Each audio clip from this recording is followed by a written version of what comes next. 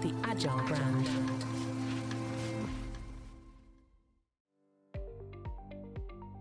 Welcome to the B2B Agility Podcast, where we look at the factors that drive success in B2B marketing, with a focus on the people, processes, data, and platforms that make B2B brands stand out and thrive in a competitive marketplace.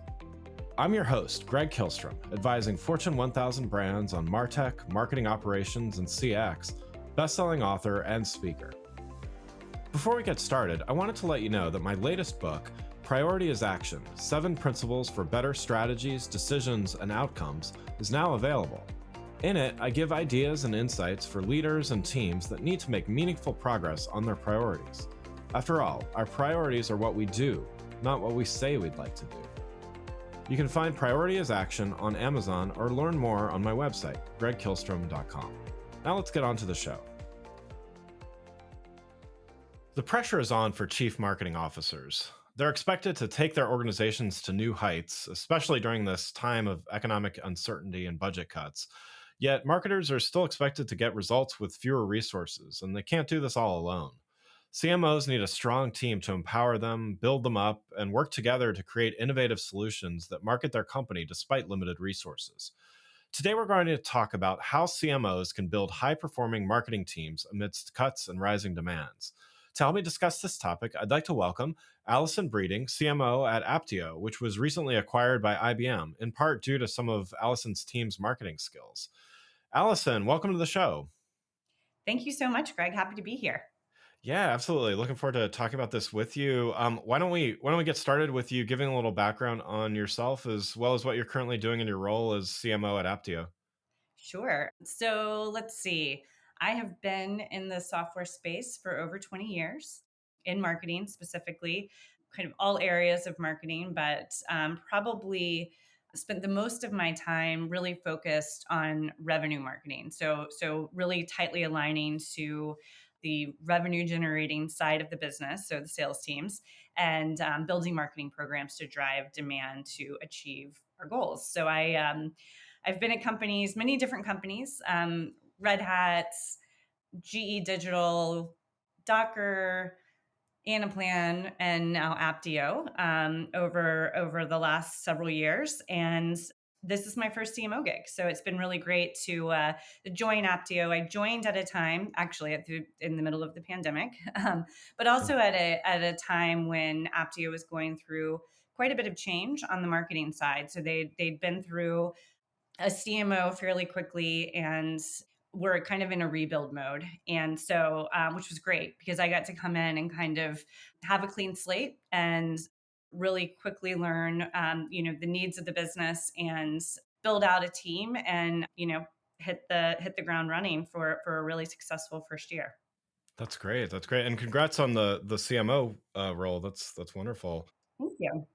So, as I mentioned at the top of the show, and as you're probably living every day, there's no end to the pressure put on CMOs these days. So, part of this pressure requires you to be able to put together high-performing teams despite economic upturns, downturns, and all the other things that have happened over the last several years. So, let's start by talking about how that high-performing team is built, when to start hiring, who to look at first, pre-planning, and setting the stage for success. So to start, given the somewhat rapid shifts in the economy of late and how companies react to it, how should a CMO look at when and how they hire? Yeah, I know it's a little bit tricky, and Apptio was most recently owned by a PE firm, so we had to be very careful with our spends. We had to make sure that we were only focused on crucial, critical hires. So, when I joined the company, like I said, I mean, there were a lot of gaps within the marketing team that I needed to fill. But before I did that, I stepped back to really understand the needs that what the organization needed from the marketing team. And then, I was able to sit down and really think through with my leadership team what the most optimal organizational structure would look like. And then from there, prioritize key hires. I always say that I like to hire fast when I have the headcount I want to hire for it. But Yeah. I rely very heavily on my network and trusted referrals. So that, can help eliminate, a cultural non-fit, or, somebody that, maybe looks great on paper, but, once they're doing the job isn't as great. So, I've been very fortunate that, I've been able to lean in on my network and my employees and other employees throughout Apptio to bring in a very, very talented team in pretty short order. That's great. That's great. And so you kind of touched on this, but wanted to dive a little into the pre-planning part of things. So, what type of pre-planning in terms of, creating marketing teams helps to ensure greater chance of that longer term success? Yeah, so I think, start with the goals of the organization, what our expectations are, what, key markets we need to make sure we're in, and then, go back to that organizational design to make sure that, if we take on these certain goals, and are we able to make sure that we have the people to actually implement the programs to be successful. Yeah. Yeah. So, and you kind of touched on this as well a little bit here when we started, but when you're short on team members, it's often, it can seem like it's more important to get somebody to fill these roles, almost Yeah. anybody to fill these roles, than waiting for the right people. But how do you balance that with, getting someone in quickly? I know you mentioned, leaning on your network. Certainly, I've done that many times myself as well. But how do you set that stage for success? And how do you think about finding the right people for the roles, while you're dealing with timing issues? Yeah, absolutely. I think, yeah, I mean, the key is I just never want to sacrifice quality. And I pay a lot of attention to, who we have on the interview committee, for example, just to make sure we're not missing something in the interview process. And I like buy-in. I like organizational buy-in for people, new people to bring on board as well. So, we really try to be very careful, making sure, you have somebody that's really looking at the cultural fit of the individual, you have somebody that's looking at the skill fit, and you're very well rounded in that interview committee. And while I said, I like to hire fast, you never sacrifice quality, because that'll end up taking up a lot of your time in the future if that person is not the right fit.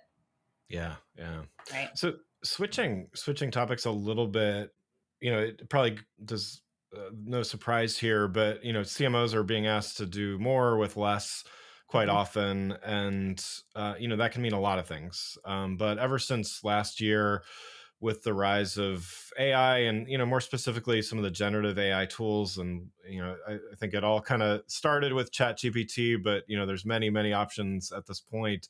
This idea of doing more with less, seems to increasingly point to incorporating at least some types of AI into that. So, how do you Mhm. look at AI's role in relation to your human team members? If you were to characterize the ideal relationship there, what would it be?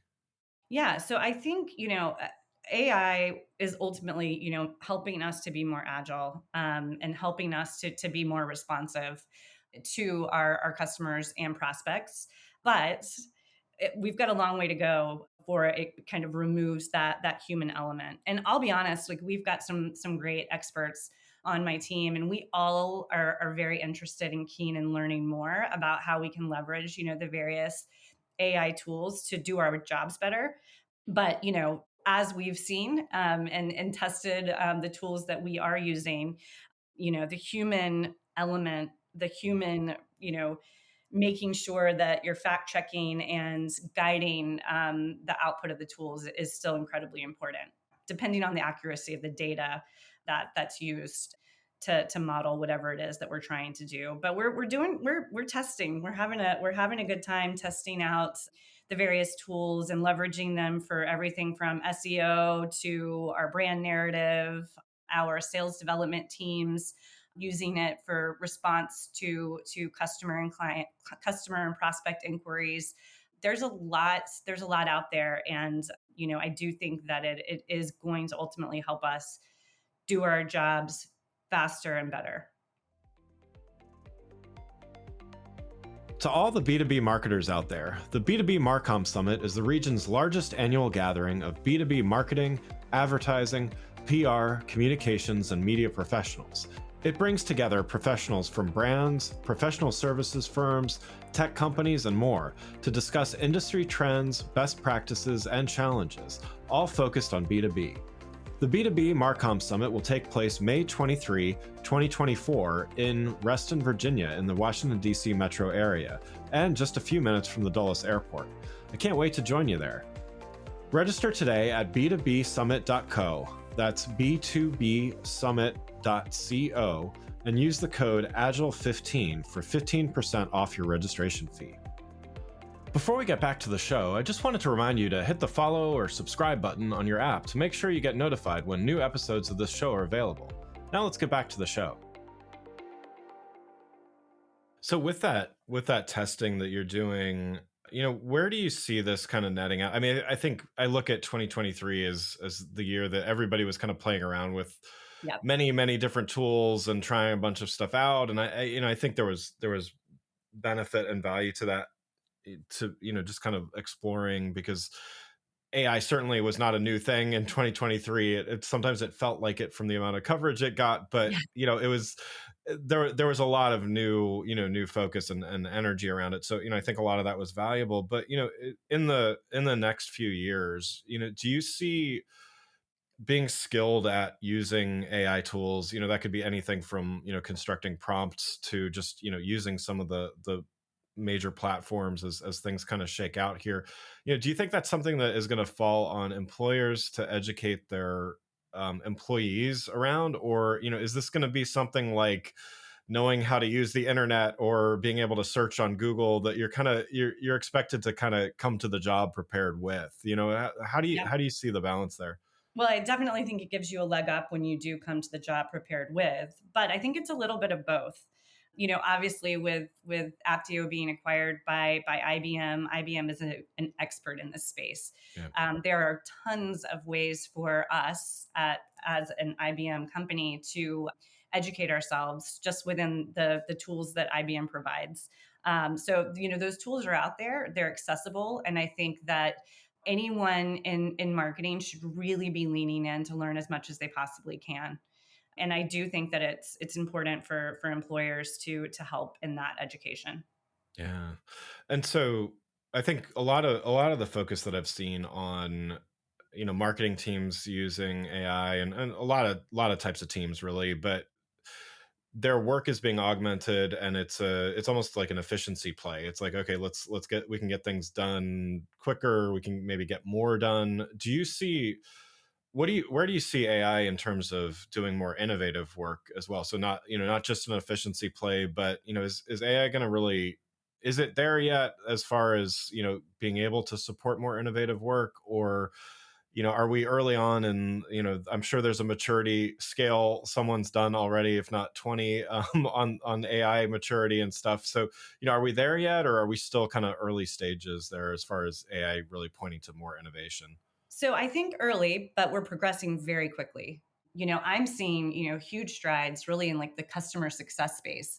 And again, we have a customer first mentality at Apptio, and we're already seeing innovative ways to reach our customers better, faster, and more accuracy, and helping them on really trying to hone in on what it is their pain point is, or the problem that they're trying to solve for. So I'm very optimistic that this is going to be a really strong year for that optimization and innovation. Yeah, I agree for what it's worth. I think it's certainly there are pessimists out there, and Yeah. I've read plenty of their words, but I tend to be more on the optimistic side here. And it sounds like you agree. And yeah, definitely, I think being able to access the IBM tools and everything like that sounds like definitely a lot of fun potential there, just to Yeah. to Oh, it play with is. stuff, right? Yeah. It is. Nice. Nice. So last topic I wanted to talk about with you is about working with other departments. So, marketing working with other departments in the org to, provide a true understanding of marketing importance. So, while many departments might have their own version of this, having worked with marketers just about my entire career, I can definitely attest to the idea that there can often be misunderstandings of the value of marketing and perhaps different ones depending on who you talk with in an organization. So, even with well-intentioned peers in the C-suite or other executive or leadership positions, those other roles don't always fully understand the full importance of marketing. So, how do you, as a CMO, and as a relatively new CMO, look at this challenge? And what would your advice be to other CMOs?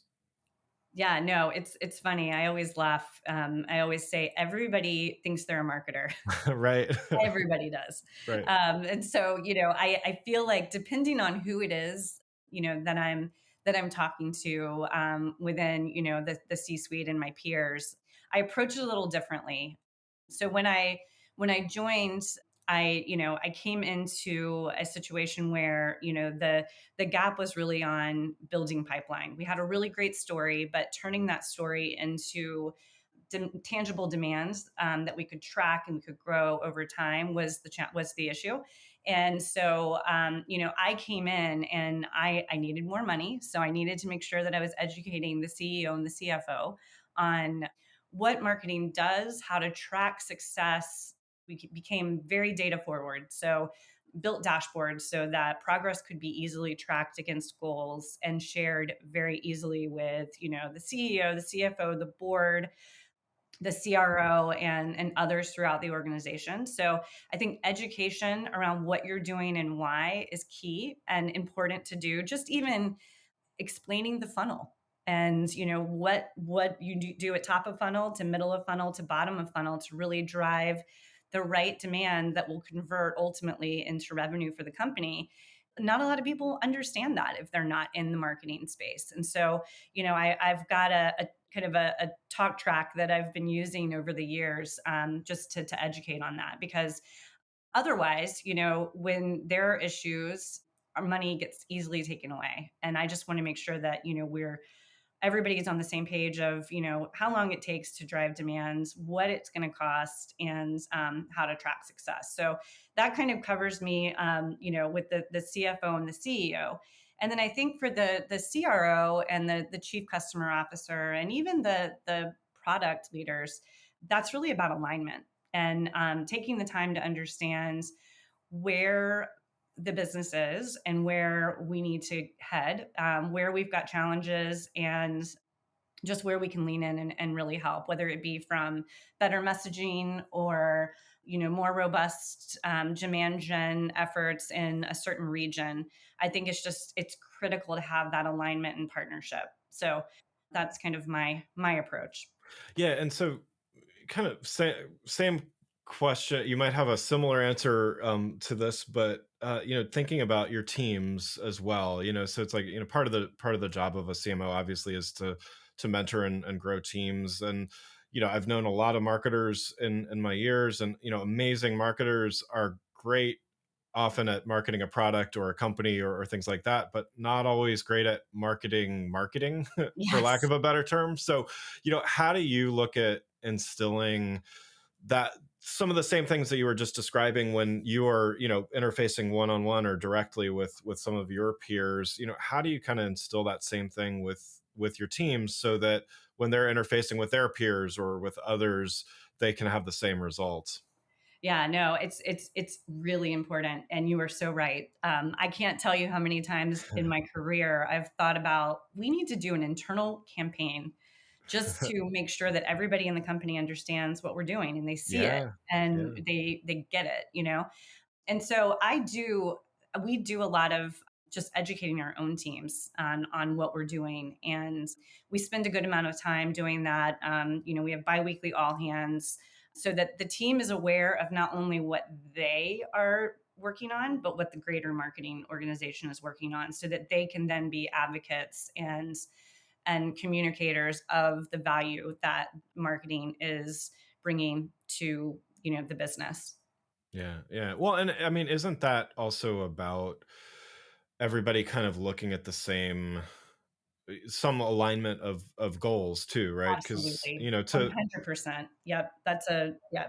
yeah, I mean, to like, I'll pick on IT, just because they're not here with us right now. But the often it's like there are these conversations of like, oh well, marketing wants this, and but it's going to take a lot of time, and we're going to need a lot of engineers on this, or it's going to take 6 weeks to get the data, or whatever. We've all heard those things before, but when everybody is kind of held to the same goals and standards, at least in part. Obviously there's going to be very specific goals for some teams, but when everybody's kind of looking at the same dashboard, so to speak, I would Yep. imagine that can help, right? 100%. And we've taken great care in making sure that not only for marketing, but all of the organization is aligned on goals and objectives. So it does help when I'm working with IT or other areas of the business to kind of go back to, hey, this is a pipeline driver. This is going to help us hit these Yeah. goals. We're challenged because we don't have it, and here's what I think we can get if we have it. So that it kind of speak their language of saying like, look, this is not just a nice to have. This is going to move the needle in the right direction to help us hit our corporate goals. Yeah, yeah. Well, Allison, thanks so much for joining the show. One last question before we wrap up here. You've given a lot of great insights, a lot of great advice already, but what's one next best action you'd recommend for those listening, those marketing leaders, those CMOs out there that want to build a stronger marketing team this year? Yeah, I think my advice is to make sure that everybody is aligned to the goals and objectives of the business. And then that can waterfall into, your organization. And when you're hiring, think through the needs of the company as they relate to your organization. Be very thoughtful in how you design that org structure, and really really lean into your own network, the network of your peers and your employees, to make sure that you're making the right hiring decisions the first time. That's great. Great advice. Love it. Well, again, I'd like to thank Allison Breeding, CMO at Apptio and IBM Company, for joining the show. You can learn more about Allison and Apptio by following the links in the show notes. Thanks again for listening to the B2B Agility Podcast. If you enjoyed the show, please take a minute to subscribe and leave us a rating so that others can find the show more easily. You can access more episodes of the show at www.b2bagility.com. That's B2bagility.com. While you're there, check out my series of best-selling Agile brand guides covering a wide variety of marketing technology topics, or you can search for Greg Kihlstrom on Amazon. Until next time, stay focused and stay agile. The Agile brand.